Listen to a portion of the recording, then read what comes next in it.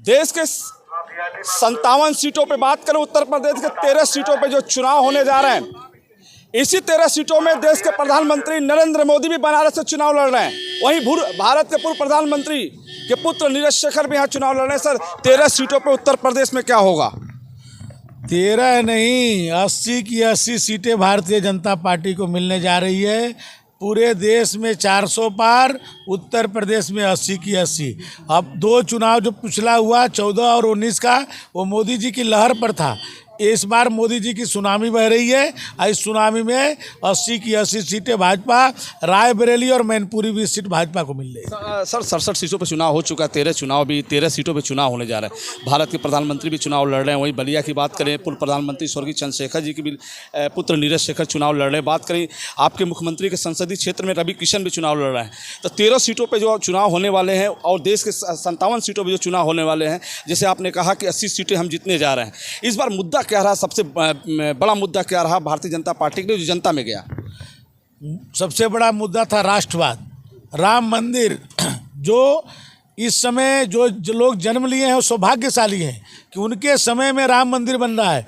500 वर्षों से जिसके लिए संघर्ष चल रहा था, कितनी पीढ़ियाँ बीत गई, वो नहीं देख पाई, हम लोग देख रहे हैं। इससे बड़ा मुद्दा और जीवन के लिए क्या हो सकता है कि राम के मंदिर को हम लोग बनते हुए देख रहे हैं।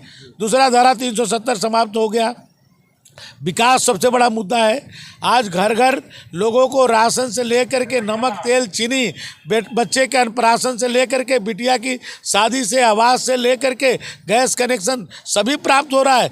इतना बड़ा काम जो है माननीय मोदी जी के नेतृत्व में पूरे दुनिया में भारत विश्वगुरु बन रहा है। इससे बड़ा चीज़ राष्ट्रवाद पर ये चुनाव हो रहा है। बहुत बहुत धन्यवाद। आप मंत्री से बात हो रही थी, परिवहन मंत्री दयाशंकर जी से।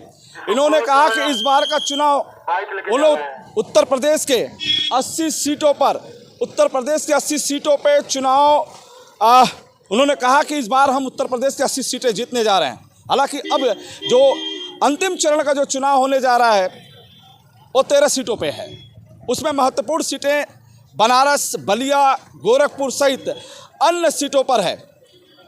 अब देखना ये होगा कि आज अमित शाह के इस कार्यक्रम में बलिया के गंगा तट के किनारे हैबतपुर वो जगह है जहां गृह मंत्री अमित शाह आ रहे हैं, और अमित शाह इस कार्यक्रम को लेकर बात करें, भारतीय जनता पार्टी के प्रत्याशी नीरज शेखर को लेकर क्या उनका भाषण होगा, वह किस तरीके से बलिया वासियों को एक संदेश देंगे, ये आज 2 बजे के आसपास गृह मंत्री अमित शाह बलिया होंगे, वो अपना संदेश देंगे। हम उस जगह पर हैं जहां गृह मंत्री अमित शाह का कार्यक्रम है। नमस्कार।